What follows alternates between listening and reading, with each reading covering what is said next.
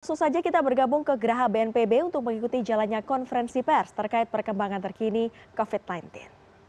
Potensi kapasitas yang ada di pemerintah, yang berada di dunia usaha, dan berada di seluruh masyarakat.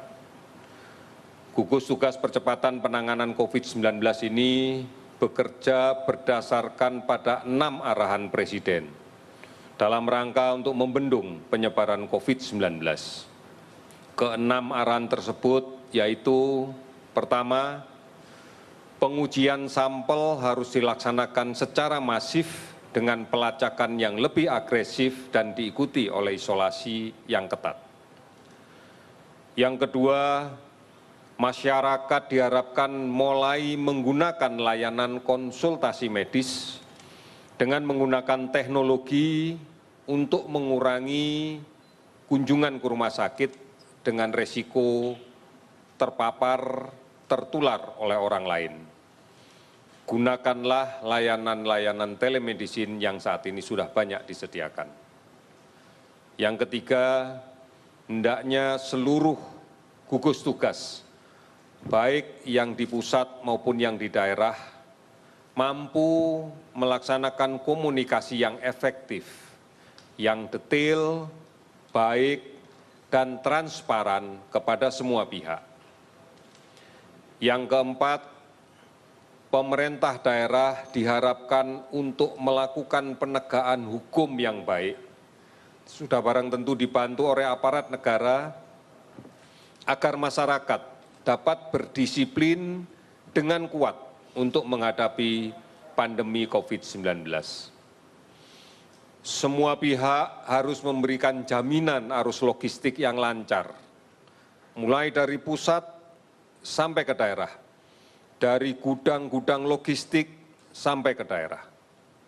Dan yang keenam, berbagai kebijakan stimulus ekonomi yang diberikan oleh pemerintah haruslah betul-betul tepat sasaran dan fokus pada pemutusan rantai penularan COVID-19.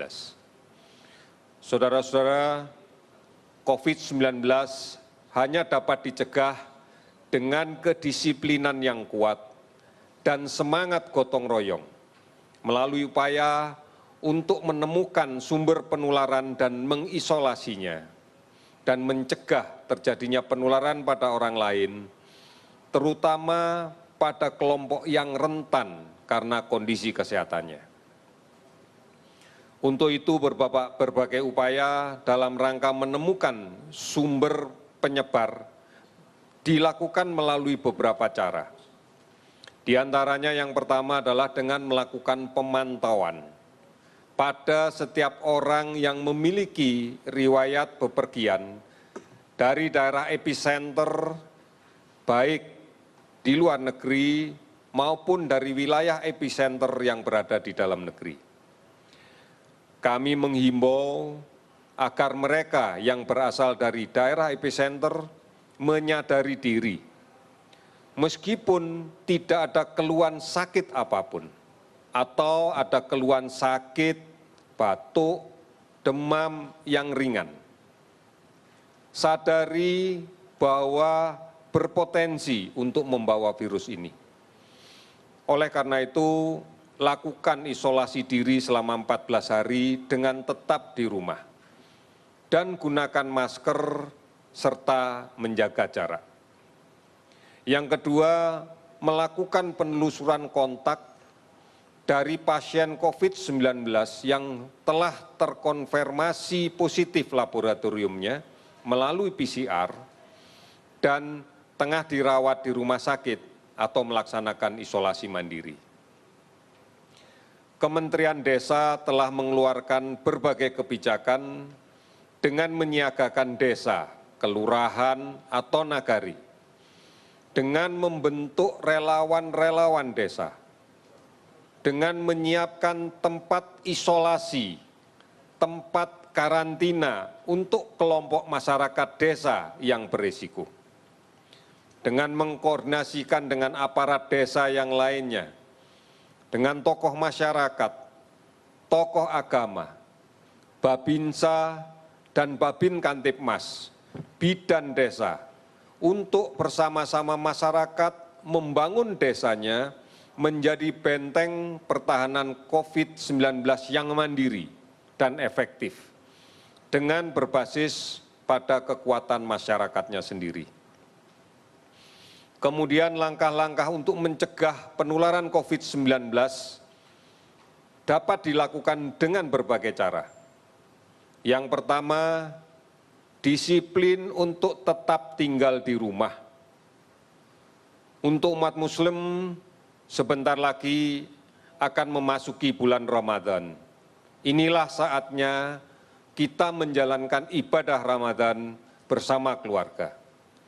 Karena kita tidak pernah tahu siapa orang yang berada di luar yang membawa virus.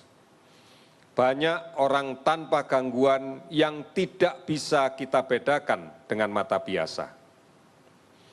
Yang kedua, gunakan masker jika terpaksa keluar rumah dan batasi waktunya jika terpaksa keluar rumah. Hindari kerumunan. Hindari naik kendaraan umum dengan penumpang yang penuh. Jika terpaksa harus membeli makanan di luar rumah, maka beli dan makanlah di rumah.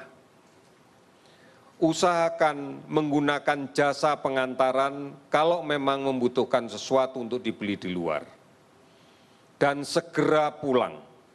Sesampai di rumah, lepas masker, cuci tangan dengan menggunakan sabun dan air yang mengalir, serta ganti dengan masker yang baru.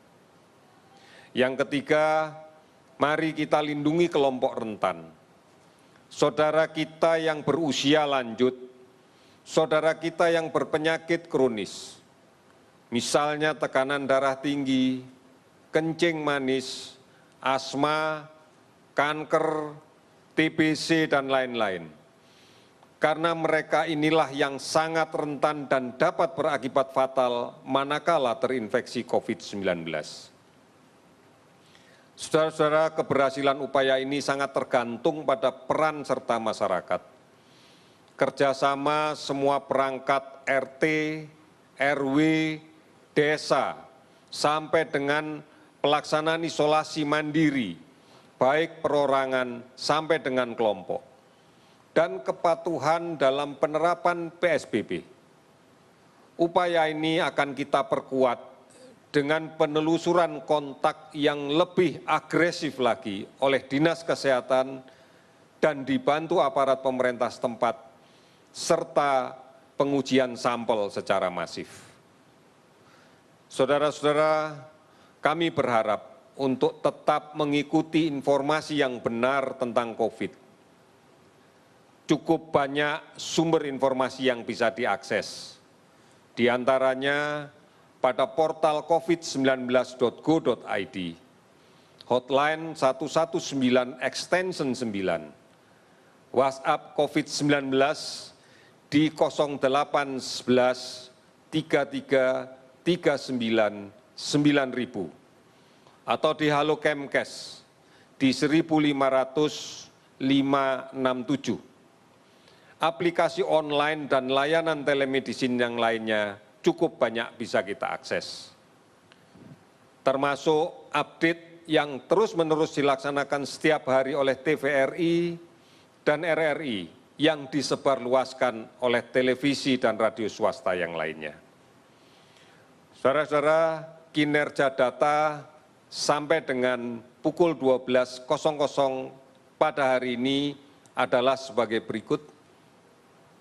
Laboratorium yang saat ini bisa menjalankan pemeriksaan secara utuh bertahan adalah 38 laboratorium.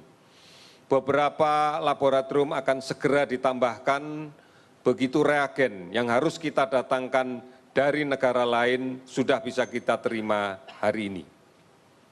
Spesimen yang kita periksa jumlahnya sudah mencapai 55.000 lebih. Jumlah kasus yang kita periksa sudah mencapai 47.000 orang lebih. Hasil positif sampai dengan hari ini adalah 7.418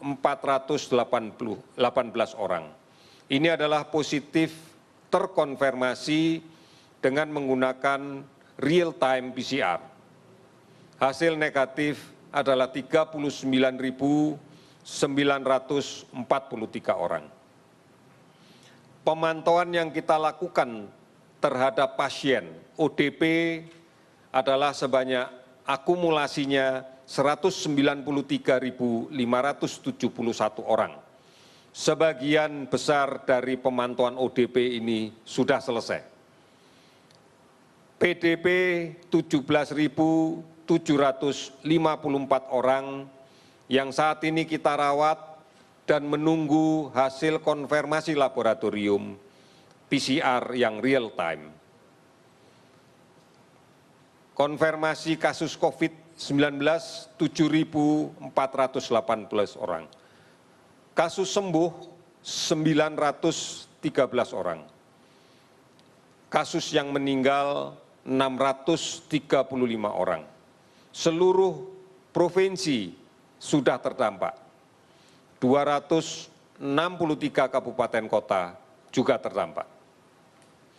Sebaran pasien sembuh yang terbanyak adalah di Jakarta, 322 orang, Jawa Timur, 101 orang, Sulawesi Selatan, 75 orang, Jawa Barat, 79 orang, Jawa Tengah, 54 orang. Keseluruhan akumulasi di 34 provinsi adalah 913 pasien. Secara rinci penambahan kasus pada hari ini untuk konfirmasi positif sebanyak 283 sehingga jumlahnya menjadi 7.418. Kasus sembuh bertambah 71 orang sehingga akumulasinya menjadi 913 orang. Kasus meninggal bertambah 19 orang sehingga akumulasinya menjadi 635. Saudara-saudara, mari kita berpartisipasi secara aktif dalam penanganan COVID-19 ini dengan cara memutuskan penularan COVID-19. Jangan mudik, jangan bepergian. Sekali lagi, jangan mudik, jangan bepergian. Pastikan kita tidak tertular dan tidak menulari. Karena perjalanan kita tidak aman. Sekali lagi, perjalanan kita tidak aman. Akan sangat mungkin kita bertemu dan terpaksa kontak dekat dengan orang tanpa gejala atau orang dengan gejala ringan saat di kendaraan, saat di terminal, di stasiun, di rest area, atau di toilet umum sepanjang perjalanan. Atau bahkan mungkin kita sendiri yang membawa virus itu tanpa gejala atau dengan gejala yang ringan. Karena kita berasal dari daerah yang terjangkit COVID-19. Dan ini akan berpotensi untuk menulari keluarga kita yang ada di kampung. Jika kita memaksa kembali ke kampung halaman, maka kita akan dikarantina selama 14 hari. Sehingga makna pulang kampung, makna mudik tidak akan pernah kita dapatkan kecuali hanya menjalankan karantina 14 hari di kampung halaman sendiri. Oleh karena itu, marilah kita lindungi kampung halaman kita. Marilah kita lindungi keluarga kita yang ada di kampung halaman. Saudara-saudara, keberhasilan membendung penularan COVID-19 ini akan sangat mempengaruhi beban rawatan di rumah sakit. Karena semakin banyak pasien yang dirawat akan semakin berat beban kita untuk menurunkan jumlah orang sakit dan meninggal karena COVID-19. Mari kita lawan COVID dengan meningkatkan imunitas diri, sabar dan tenang, tidak panik, istirahat yang cukup dan teratur. Jaga jarak, pakai masker, cuci tangan pakai sabun dengan air yang mengalir. Gotong royong dan bersatu melawan COVID dari pusat sampai ke desa dan RT, RW, keluarga. Tetap di rumah, produktif di rumah. Dan mari waspadai ancaman demam berdarah. Saat ini kita berhadapan dengan meningkatnya kasus demam berdarah. Oleh karena itu, lakukan pemberantasan sarang nyamuk di rumah kita bersama keluarga kita. Mari jadi teladan untuk menyelamatkan keluarga, menyelamatkan tetangga, menyelamatkan lingkungan, dan menyelamatkan bangsa. Indonesia, kita pasti bisa. Sekian dan terima kasih. Selamat sore.